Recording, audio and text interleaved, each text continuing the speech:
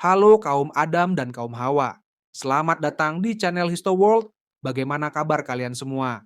Semoga kalian sehat selalu dan lancar rezekinya setiap waktu. Yuk guys, siapkan segelas kopi dan camilan kalian dan terus pantengin video ini sampai selesai. Tapi sebelum itu jangan lupa like, komen, dan subscribe channel ini.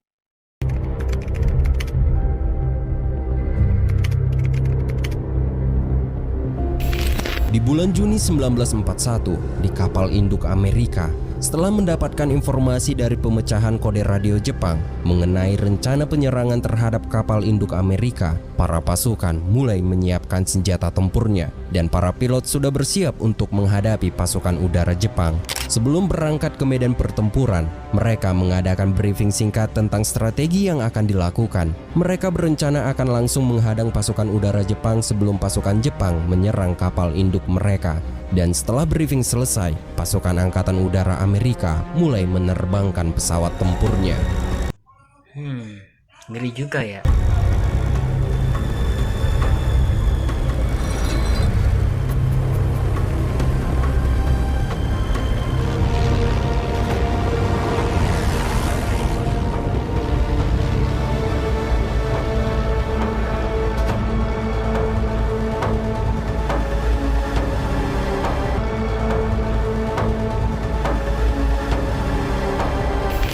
Sementara itu, para pilot pesawat tempur Jepang mulai mengudara. Mereka tidak mengetahui bahwa pasukan angkatan udara Amerika telah bersiap menghadang mereka di tengah perjalanan. Setelah pasukan udara Jepang lepas landas, di tengah perjalanan, mereka digujudkan dengan serangan udara Amerika.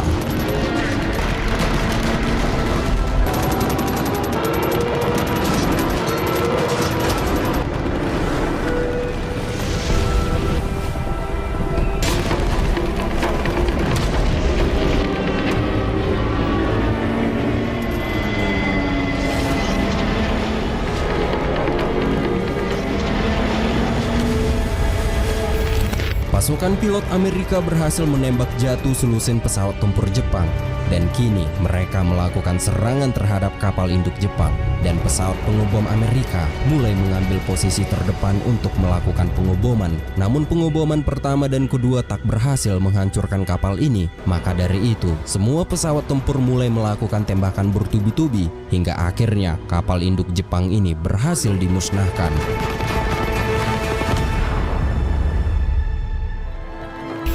Hasil dari pertempuran ini, 4 kapal induk Jepang hampir setengah armada mereka ditenggelamkan ke dasar Pasifik, dan pertempuran pertama Amerika dalam perang, Amerika memberi kekalahan telak kepada Jepang.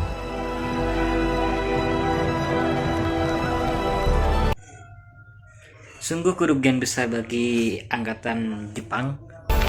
Sementara di garis depan timur, Jerman gagal mendapatkan kemenangan terhadap pasukan Stalin di Moskow. Repeated German attacks are failing to hit Moscow's defenses. Kini Hitler mengubah strategi penyerangan mereka terhadap Moskow. Dalam strategi baru ini, Hitler menugaskan pasukan terbaiknya ke selatan untuk menyerang salah satu kota yang berada di perbatasan timur Eropa, dan kota ini bernama Stalingrad. Die Inbesitznahme von Stalingrad, diesen Riegel nur vertiefen und wir den verstärken. Der Ort den Namen von Stalin hat, das ist uns gänzlich gleichgültig, sondern ausschließlich, weil dies ein strategisch wichtiger Platz ist. Und Sie können der Überzeugung sein, dass uns kein Mensch mehr von dieser Stelle wegbringen wird.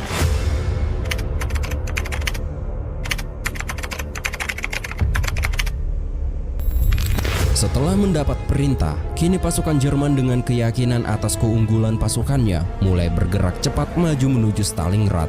Hingga akhirnya mereka sampai di tepi sungai Volga.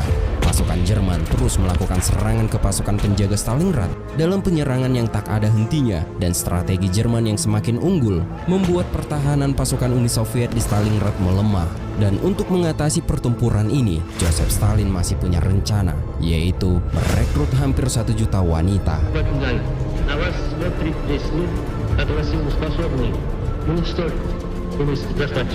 Di antara 1 juta wanita yang bergabung dengan tentara merah Soviet, salah satunya adalah Alexandra Bokharova yang ditugaskan sebagai pengguna senapan mesin. Я полюбила больше всего станковый пулемет. Perekrutan pasukan wanita yang luar biasa. Tanggal 23 Agustus, pesawat Luftwaffe mulai melakukan pengoboman pertama di Stalingrad. Sementara itu di darat, Resemen Panzer telah tiba di Volga. Mereka berencana menyeberangi sungai Volga. Namun sebelum mereka menyeberang, tugas pertamanya adalah menghancurkan satu perahu yang membawa tentara merah Soviet. Pada saat itu, Alexandra berada di atas perahu tersebut dan ini pengakuan dari Alexandra Bakharova. Я плыла на катере. Бомба попадает просто рядом. И вот медсестра ее волной бросила в воду. А она ушла на дно Волги. Setelah pasukan Jerman berhasil menyeberang, mereka mulai melakukan serangan besar-besaran ke kota sehingga pertempuran berdarah pun terjadi.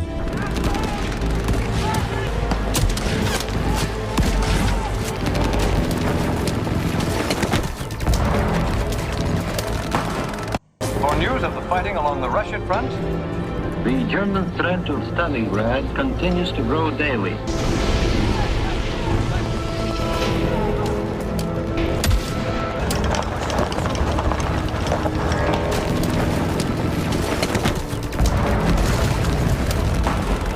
Selama 3 bulan, pasukan Nazi dan Soviet bertempur secara brutal. Banyak prajurit dari kedua belah pihak yang gugur. Dalam situasi yang sangat sulit, Soviet memiliki rencana besar untuk mengatasi situasi ini, yaitu mengerahkan tentara merah dari segala penjuru utara dan selatan. Kita tidak bisa membayangkan bagaimana seumpama terjadi perang dunia 3 ya. Di bulan November 1942 menjadi pertempuran dahsyat di Stalingrad. Pasukan merah Soviet berdatangan dari segala arah. Pasukan artileri berat dan pasukan berkuda pun bergerak dengan cepat menuju medan perang. Dan serangan paling mengerikan dari Uni Soviet adalah meluncurkan senjata andalan mereka, yaitu Katyusha.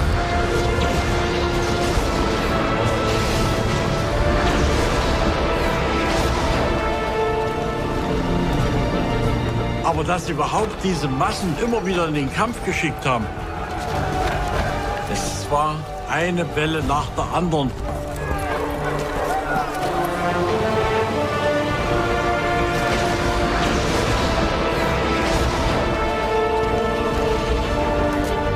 Wir waren ja der Meinung, sie werden immer schwächer. Aber sie wurden ja immer stärker.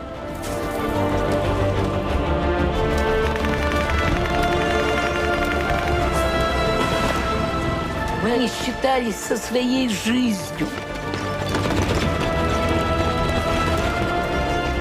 Жизнь была не жизнь. Для них была Родина.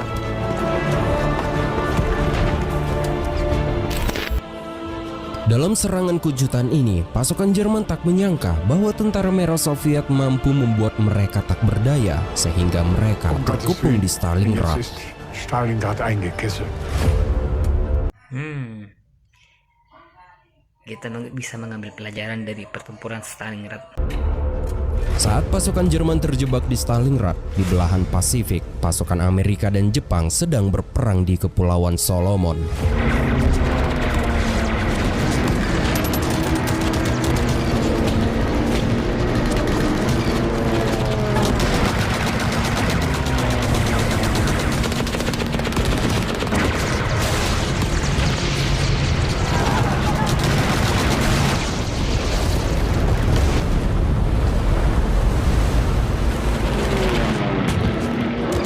Here are the major highlights in the news of the day.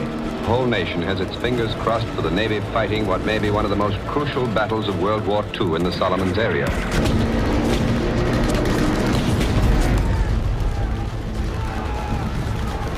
Dalam pertempuran yang sengit ini, Angkatan Laut Amerika berhasil memperoleh keunggulan dengan berhasil menghancurkan sejumlah pesawat tempur pasukan Jepang. Keberhasilan mereka dalam menghadapi pertempuran krusial ini memberikan momentum positif bagi pasukan Amerika dalam mengendalikan medan pertempuran di wilayah Solomon. Sementara itu di belahan Afrika Utara, perang kembali berkobar. Pertempuran antara pasukan Rommel dan pasukan Inggris di terusan Suez seimbang. Itu dikarenakan Winston Churchill melantik komandan baru di Afrika, yaitu Jenderal Montgomery. Ia memimpin pasukan Inggris di Afrika untuk menghentikan pergerakan pasukan Rommel. Namun puluhan ribu tentara Inggris masih ditawan oleh pasukan poros. Di antaranya adalah Ray Ellis yang tertangkap di dekat Tobruk. Semua tawanan diangkut dengan truk menuju Papua, Italia Selatan. I can't remember how many days it went on. It was a living hell. You couldn't sit. You couldn't move. In fact, you couldn't turn round. Dirty, sweaty, stinking men who were emptying their bowels and their bladders as they stood, and you were doing the same. Many died standing up until we stopped at night when the corpses could be carried out.